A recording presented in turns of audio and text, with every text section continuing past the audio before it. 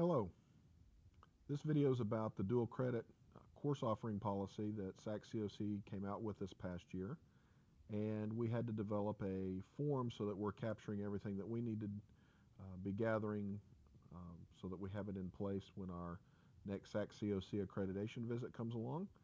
And so if you're offering a dual credit course, this form will have to be completed and on file in the Office of the Associate Provost. So let me just give you a little bit of an overview of the form, and then I'll actually give you some examples. The examples that I'll be using today are completely fictitious and have nothing to do with any course at the University of Southern Mississippi.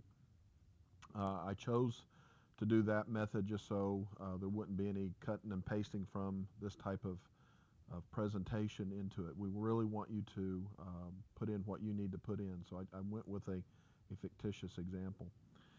So what you'll see here is we have a little bit of an introduction into the course approval form. This is a Word document that is fillable, so you'll be able to go through and click in the areas that you need to add text. We'll talk about these sections as we move through. You can also see that our instructor of record policy is hyperlinked, so if you ever need to go and see what that's all about, you can get to that information quite readily. You can actually see this entire SAC-COC policy on dual enrollment by clicking on the dual enrollment policy link here, and that'll take you to the actual policy itself on the SAC-COC website.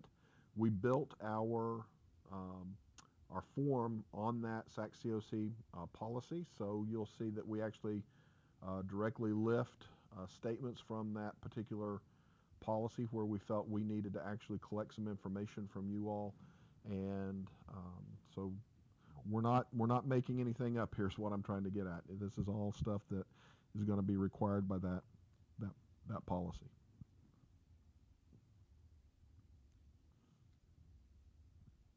So the policy itself is about, or the document itself is about 4 pages in length. Most of it's my text.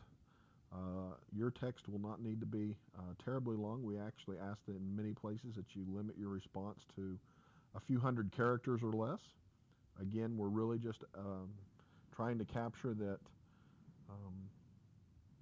all of these things were at least addressed and recorded so that, again, during that next SAC-COC visit, we have everything that we need to show that we're in compliance with the new policy. You'll also see here the additional requirements listed as 1 through 14. These additional requirements are actually the current requirements that are in the policy that is on the admissions web page. I believe it's on the admissions web page, but these are the current requirements that are given to both the USM program wanting to offer the dual enrollment course as well as the high schools. So this really hasn't changed much. We may have cleaned up the language a little bit, and I think we actually did put in here what the actual fee was for per student that the high school would have to pay to offer a dual enrollment course. But other than that, these are the same things that you have seen if you've done dual enrollment in the past. And we've also got room down here for signatures for the instructor of record, the high school principal, the USM school director, and the associate provost. So this is really the workflow, if you will, as well. Once the school director fills out this form, they'll need to get the instructor of record to sign, the high school principal. They'll sign it, and then they'll forward it on to me in my office here in the International Center, box 5026. So let's go ahead and look at an example. Let's type some stuff in here and see how we would actually fill this out. So what you'll recognize is that on the introduction part, it pretty much so talks about the fact that the form now serves as the memorandum of understanding between both the high school and USM. This form is to be completed by the USM school director that wants to offer this course in a dual credit format. And these forms need to be submitted each year no later than March 15th. Obviously, this first go-round, since we just got the policy in late summer, we couldn't meet that deadline for this first year, but each year from now on, we need to have a form filled out for a dual credit course by March 15th. To try to make things a little easier, we do not require that this dual credit form be completed each time you offer the course. It needs to be sent to us the first time that you offer the course, and then any time that the course offering details listed below here change. So if the first year you're teaching this course and you've got these course offering details, and the second year none of that changes, it's the same high school, it's the same instructor of record, it's the same high school principal, so on and so forth, you don't need to submit another one of these forms to the Associate Provost's office. If any of those things change, however, we will need to see an updated form. And so that's what this first check box is for. So it says, please check and date if this is a revised request. So if you fill it out this year, you will not check this box. However, the second time that you fill this out, that's assuming that some course offering details have changed, you would then check the box and you would date it. So again, we only need this each time that these course details change. So if things stay the same, you're good to go until SAC-COC tells us otherwise. So the course details, obviously this is going to be the course prefix, number, and the title. And so for the purposes of today, let's just say it's a science course with a prefix of Sci. And it is course number 1, 2, 3, and it also has a lab component. So you don't need to fill out a separate form if you have a co-requisite course and lab or course and studio or whatever the case may be. And so this is going to be Sci 1, 2, 3 and Sci 1, 2, 3 lab. So you can just put Sci 1, 2, 3/L. And the title of this course is Science for Non-Scientists.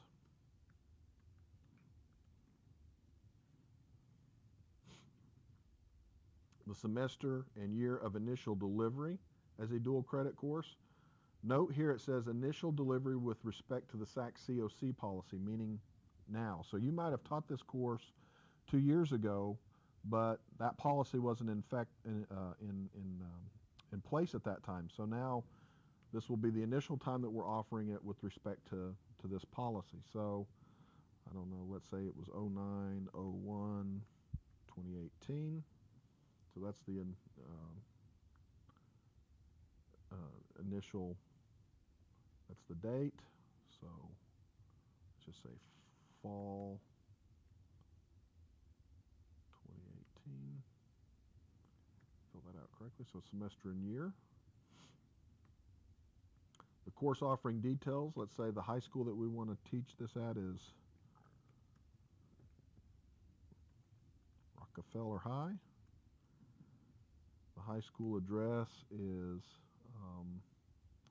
123 Anywhere Street.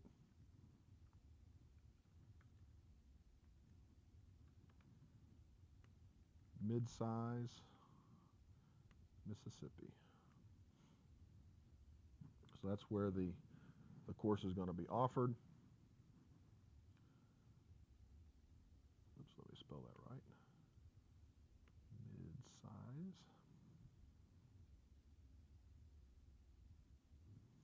The high school principal.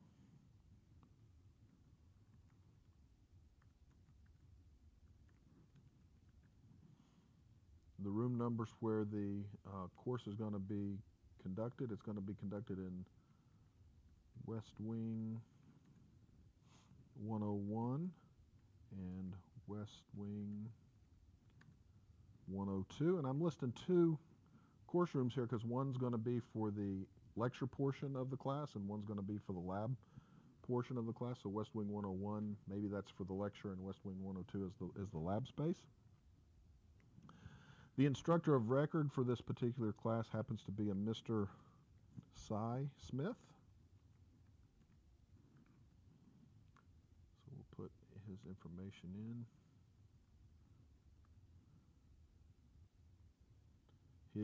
His affiliation is actually he's a teacher at Rockefeller High. He is not a USM instructor. His instructor email address is cy.e.smith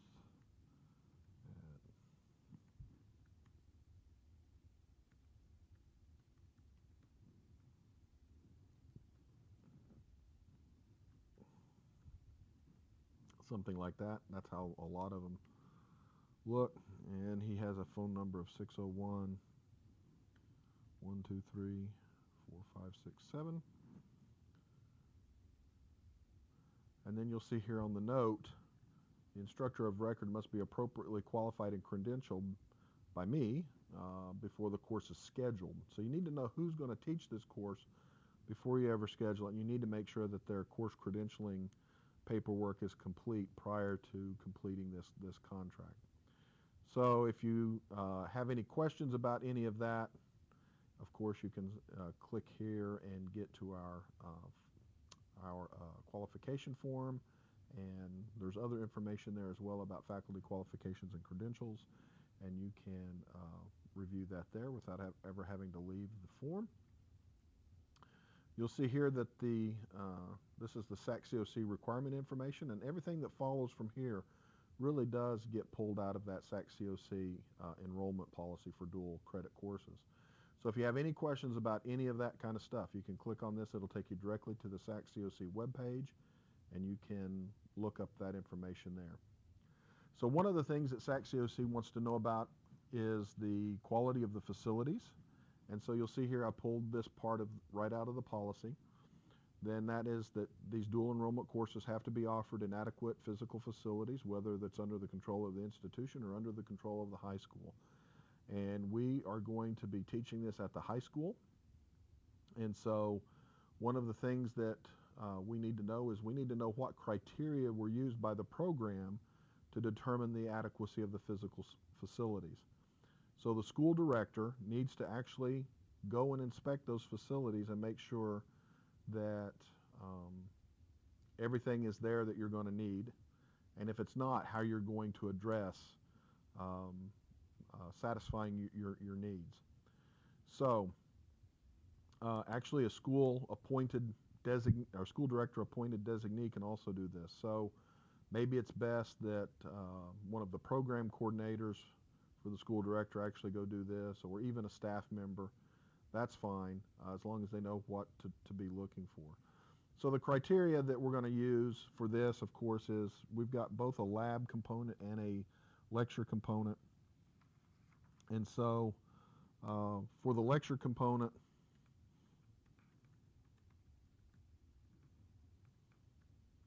requires traditional classroom equipment. And I'm going to put requires desks with chair for each student, a whiteboard / chalkboard. Either one would work for us in this particular class. And then we need a projector and screen for this particular class. So maybe this class is going to do some PowerPoint along with some board work, for the time that they're actually going to give the lectures. So they need adequate places for the students to sit, take notes, be able to see the work on the board, etc., etc. However, the lab component's a little different. So the lab component requires, let's see, what are we going to require? Let's say a safe, wet lab space, proper ventilation for fumes and things that you might get during working with chemicals, lab benches, appropriate glassware, and microscopes. That's what we're going to need to teach this Sci 123 class and its lab. Okay, so we go and we look at the facilities there, and we determine that everything's fine for the traditional classroom, but in the lab there's actually a problem, and so they did not meet the criteria. So the answer there is no. And you look at the subparts of 2. We've selected no. They haven't met the criteria for the laboratory component. So yes here would not be correct. But what we can write here in no is um, the lecture room. Let's West Wing 101 is adequate for the lecture. However, West Wing 102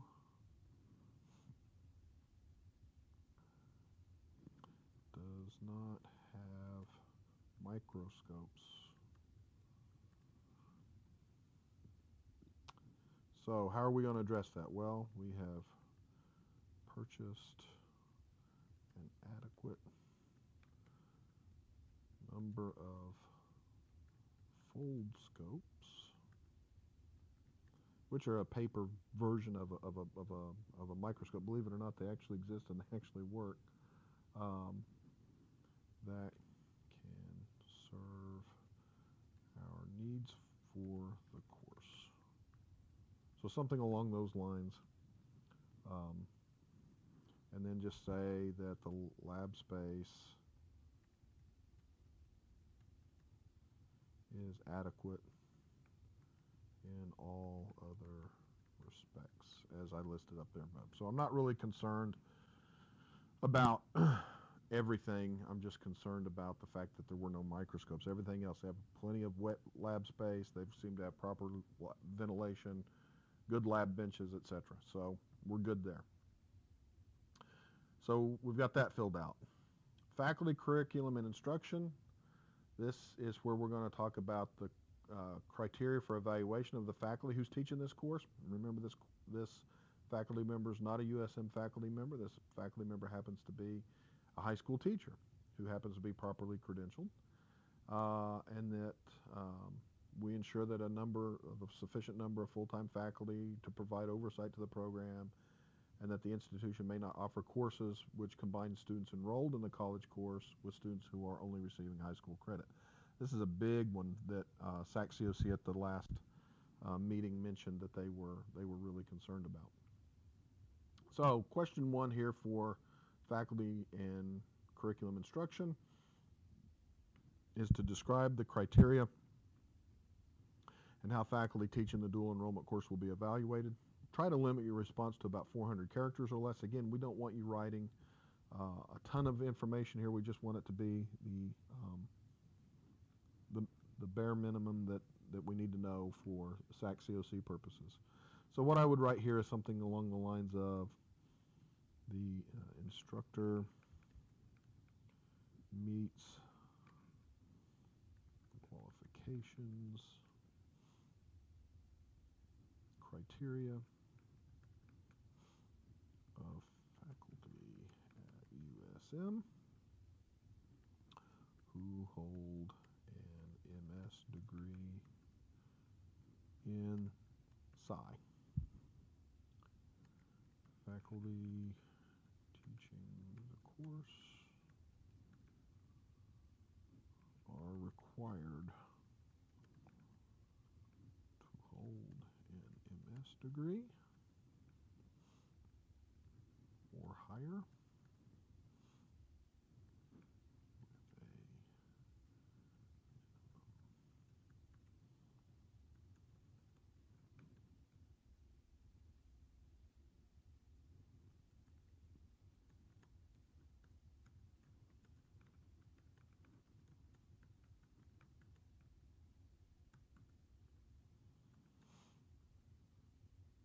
and then instructor will be evaluated based on the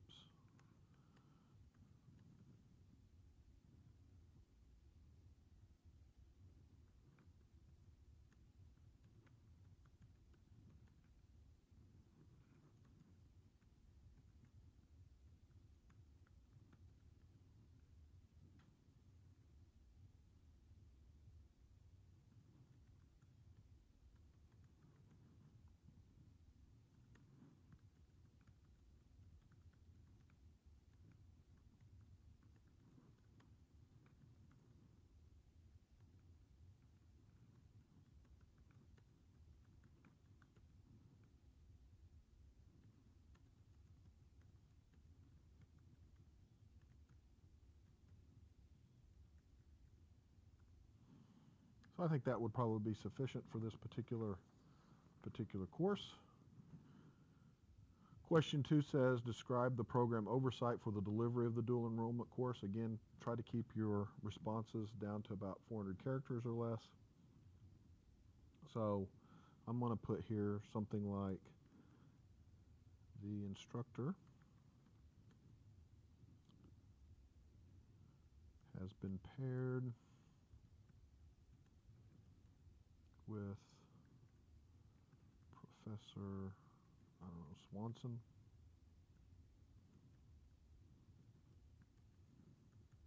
who's going to serve as a mentor to the instructor.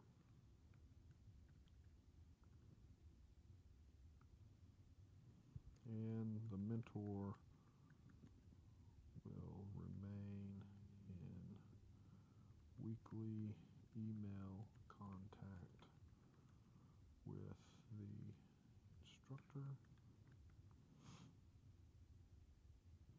and provide any needed assistance.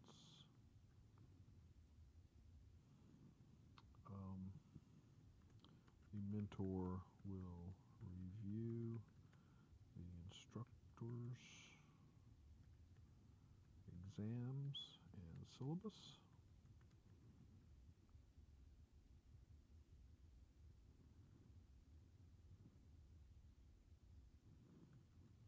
in advance to ensure the content of the course is properly addressed. It's basically saying that this mentor is going to help out this instructor whenever needed and make sure that they are actually doing college level work with these students. So they're going to review the syllabus and the exams and make sure that that course being taught on that at that high school is going to be of equivalent content to what we would expect if we were teaching it here on our campus at USM. So that's the type of oversight that I would be looking for anyway. Question 3 is going to be, describe the measures that are used to ensure that only students completing the course for college credit are present. And again, keep it brief but to the point. And here, something along the lines of, the high school has agreed to supply in advance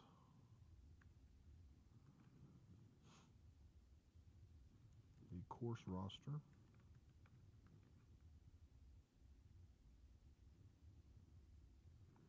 for the course.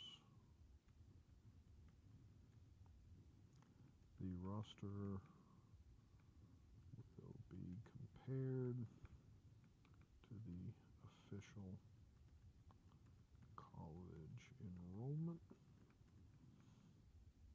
records. And then students who are not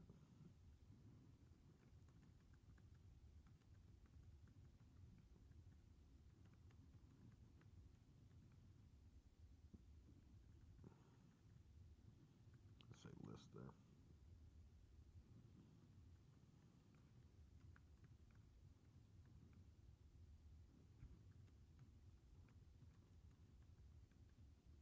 Something along those lines. You might want to beef that up a little bit, but you get kind of the idea.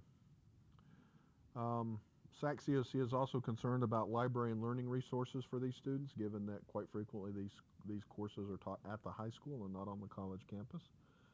And so we need to describe how the students are going to be instructed on the use of library and other learning resources. And also, you need to include this in a syllabus statement as well, on how they're going to be instructed on the use of these resources. And it's required as part of the submission of this that you include the syllabus. So go ahead and have that statement in there as well when you plan on submitting this form. And so here, let's just, we're going to instruct them on this at the first day of class. So the first day of class.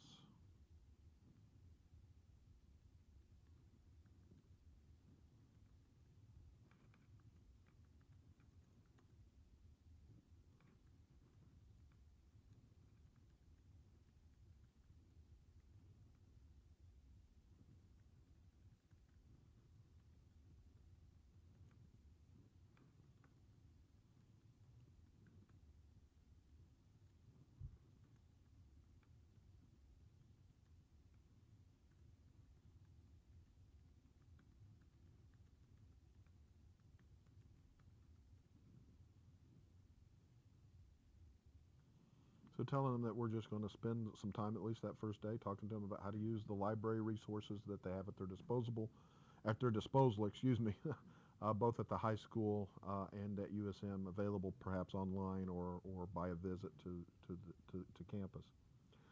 Question 2 says that they need to describe where the materials will be made available, and we kind of addressed that there. And so we'll just say the library at Rockefeller High has all of the required course materials. Again, site visit, right? We looked at see what was there that are needed beyond the text.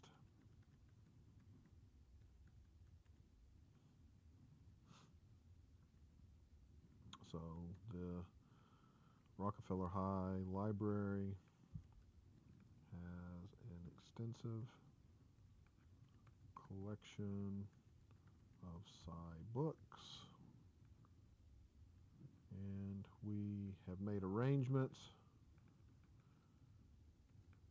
with the high school to remain on reserve, on, let's say, limited reserve, so that the students have first dibs with them, let's say. Okay.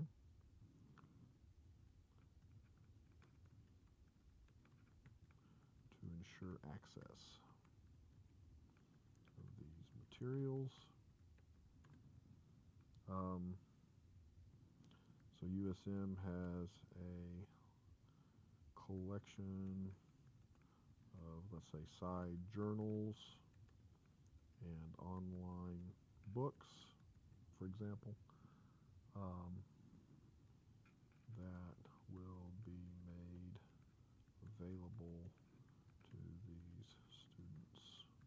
So we're just laying out where they're going to get access to their materials. So academic and student support services. So these are the things that come out of that particular policy. Question 1 is describe how the students are advised of the collegiate curriculum. Again, keeping this down to a fairly brief response. So let's say students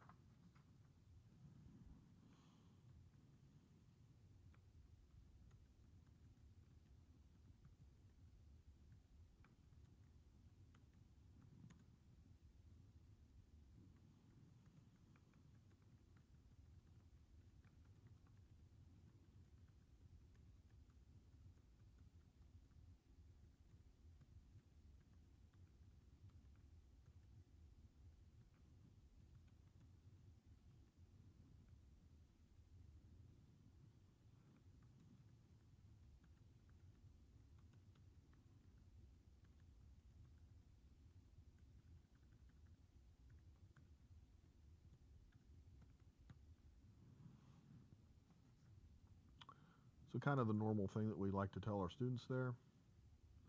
And then the last question that you need to fill out is to describe the orientation that students will receive regarding the rights and responsibilities as students in a college level course.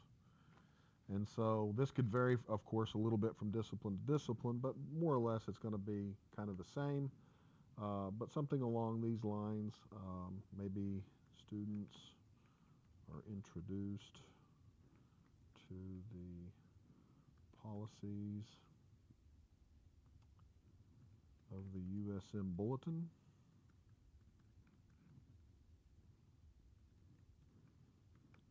Maybe we inform the students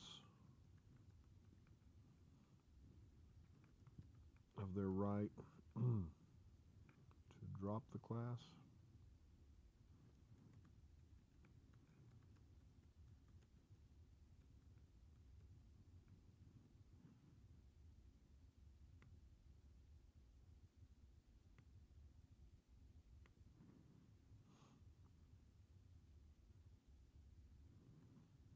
And what dropping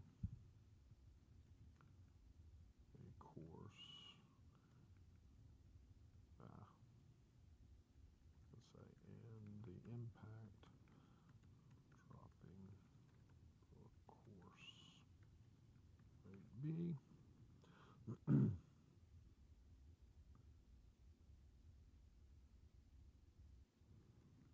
Students are informed that completion of the course is their primary responsibility.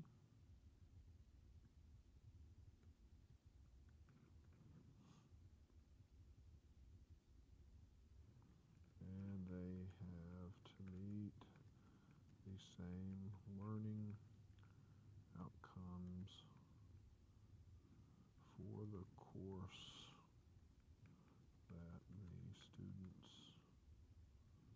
at USM do. Something like that.